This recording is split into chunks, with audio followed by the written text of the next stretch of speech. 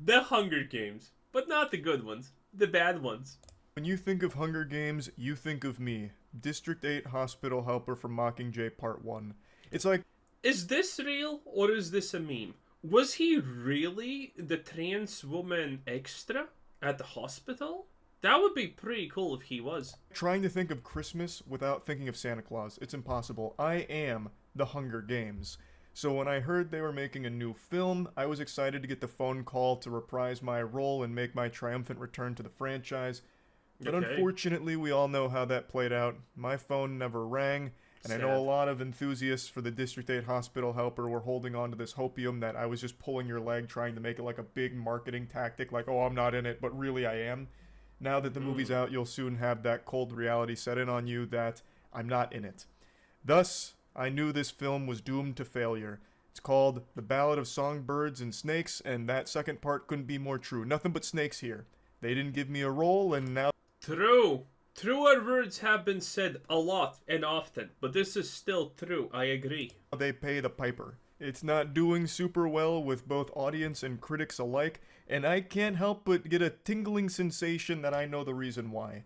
It feels like this movie was an afterthought. I think the first draft of this script most likely focused on District 8 hospital helper and my origin story, but last second someone at the executive board at the top of the food chain said, no, we can't bring him back, he was too It makes sense.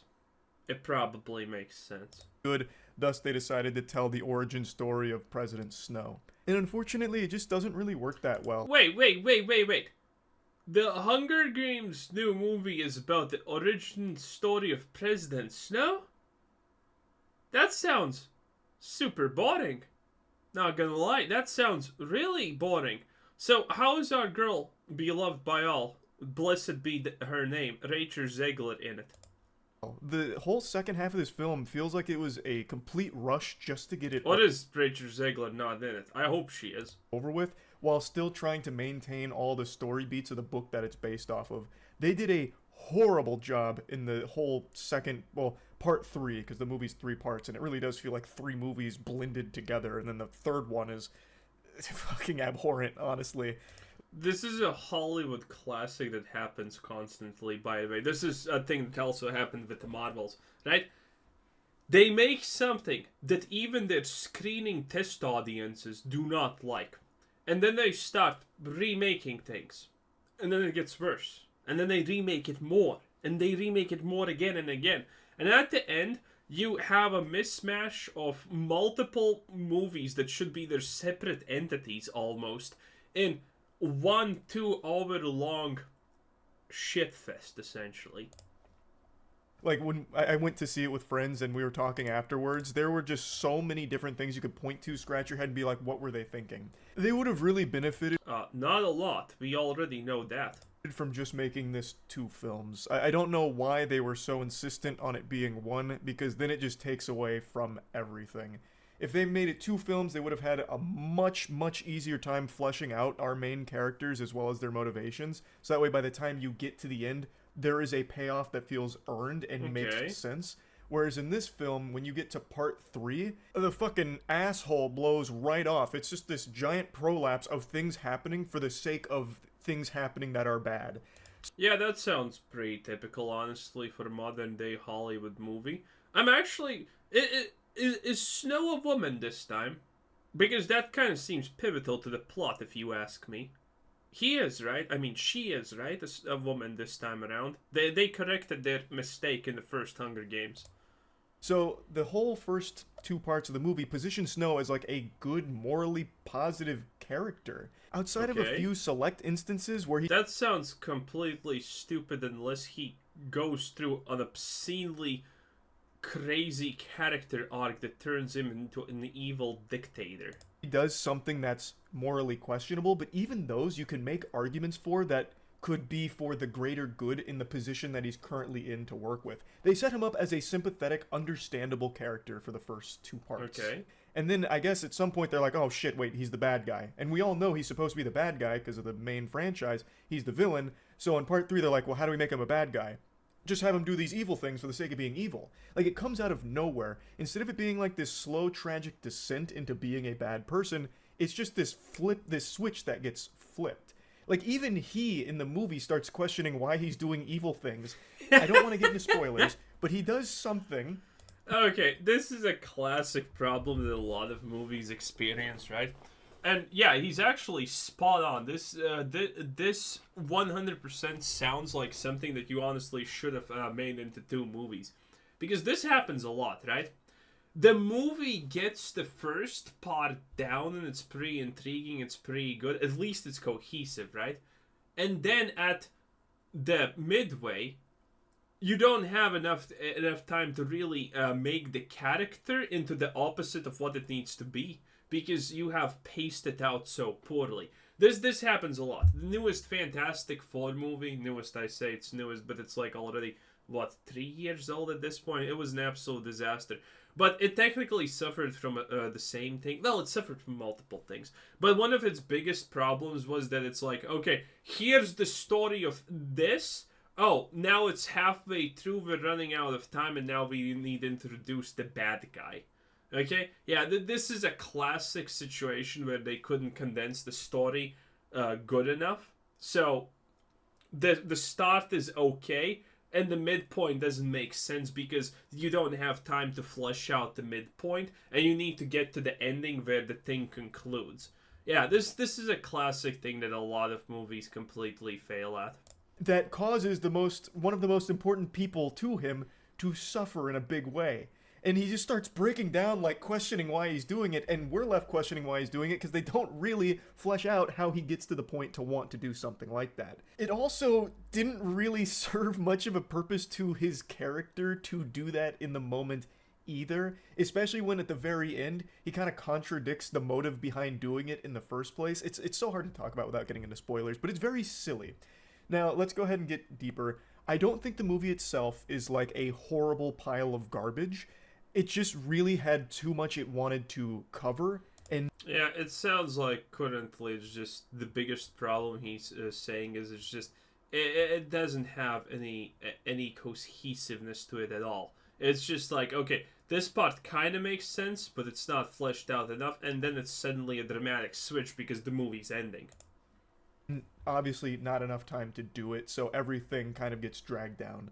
The first two parts are definitely stronger than the last part, that's for sure, but even they're not that great. So Lucy Gray is, of course, one of the main characters with Snow, and she just doesn't get any real level of fleshing out, unfortunately. Of course, Katniss had tons of movies to develop and everything, but in this film, you only have one for Lucy Gray, so a lot of times it's kind of hard to root for her, especially because most of her screen time is spent singing, it feels like. She's there kind of just to deliver musical numbers, and they become why? a little annoying towards the end, because it's like all she does. It's like the only characteristic she has. Yeah, they probably heard about, the Marvels having a musical bit that everyone hates and no one likes, and even the people playing the roles don't like, and they said, yeah, let's do also that.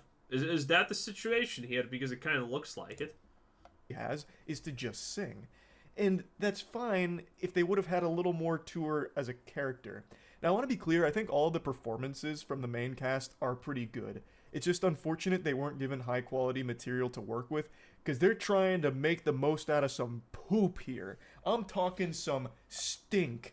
Some of these lines in here are laughable, like really, really dog shitty. Now, I also have to mention this because this had us giggling. Within the first, 45 minutes or so, of course, a lot of characters get introduced, but it feels like when they brought in Lucy Gray, like when she first arrives at the Capitol, they must have watched the "I'm the Joker, baby" YouTube video and then modeled her first interaction just like that. It's so weird because she doesn't really act like that for the rest of the film. It's just like the first couple times we're introduced to her, she's being all like turbo quirky, and then it's immediately thrown away. They must have been like, this is probably just the wrong direction to take her, which they were right. If that had continued, that would have been insufferable. But yeah, anyway, Yeah, okay, so we got the classic character that's supposed to be quirky or funny or whatever, because that's what they are supposed to be. So they get introduced in the first five minutes as I'm crazy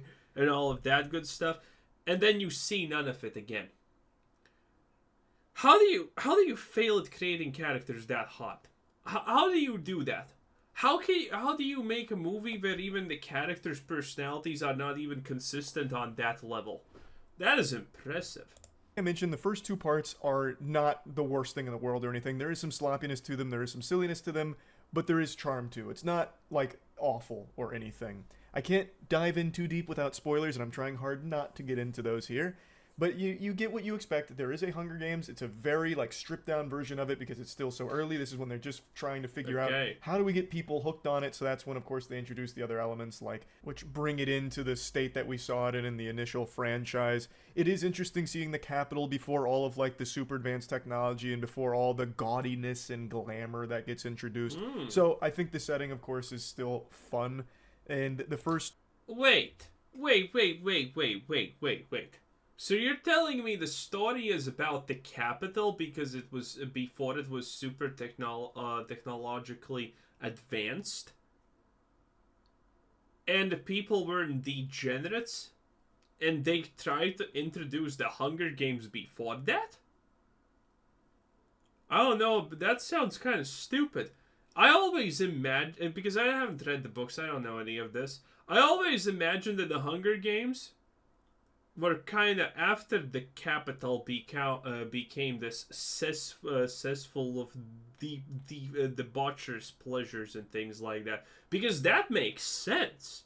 Why would you introduce something like the Hunger Games to the Capitol before it was actually at that state?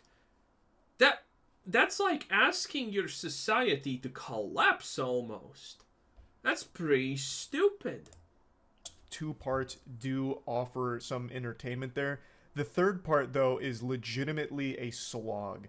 It's way too long of a film. Not because I think 2 hours and 40-something minutes can't work. I mean, it has plenty of times in the past. But here, the last 50 or so minutes is spent in part 3, and they just have too much they wanted to go over. It should have been a separate film or a series, because it just does not work tacked on here at the end. It's just like this hemorrhoid that's on the little butt of the rest of the film. It's not very good. It's painful. It really is. But narratively, it's the most important moment. Like, this is the most important stuff happening, but we have no emotional weight to any of it because I have to just like blast through it, just fucking set it ablaze. Setting up emotional weight, aka, sit-ups and payoffs, is not that easy when you're stupid, okay? Okay, Charlie? Got it? I mean, Charlina? Got it? Plays to get through before it reaches like the 4-hour mark. Like they just had way too much and not enough time because they had to cram it all into like the last 50 minutes. So part 3 super sucks. Like I don't even know where I'd begin. Aaron compared it to Moonfall, like starting to teeter on Moonfall levels of disaster in the third part. And I have to agree, it kind of got close to the outrageousness of how Moonfall was. Like, it is bad at the end. There were so many problems with how they executed the third part. But I'm not just going to sit here and linger on that. Like I said, overall, the movie itself isn't like the worst thing ever. It's definitely the worst Hunger Games movie, and it's not even close. Not only... Why would anyone want to watch the not worst movie ever, but it's still bad, though? Yeah, it's gonna absolutely tank in that case, huh? Because I'm not in it, though I think that does play a huge role. Also, I thought Rachel Zegler was in it. If she's not in it, I'm actually kind of sad. It's just a giant, tedious, jumbled mess of a film. I just don't really think it's worth the time. But you know what is worth your time? Starforge PCs. The best PC... The most overpriced PCs, you mean? Anyway, that was Moist Critical. Moist Critical? Something like that. Anyway, this was also Quizzers and thanks for watching. Subscribe if you haven't already, and have a nice day. Bye-bye.